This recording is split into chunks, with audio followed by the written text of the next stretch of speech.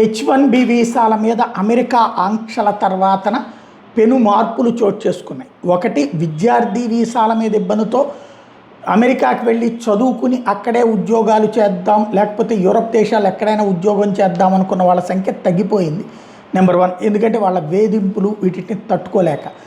ఇకపోతే first time H1B వీసాలు applications approve అయినవి తగ్గిపోయినాయి. ఇండియన్ ఐటీ కంపెనీస్ భారీగా పడిపోయినాయి.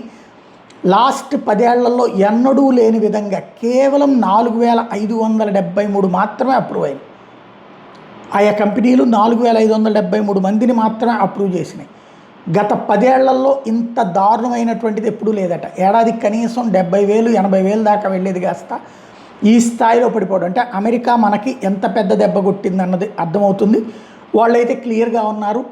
ఆ ఉద్యోగాలు వాళ్ళకి ఇచ్చుకోవడం సాధ్యమా కాదా, దానివలన భారతదేశానికి వాళ్ళ పరిశ్రమలు వస్తాయో చూడాలి.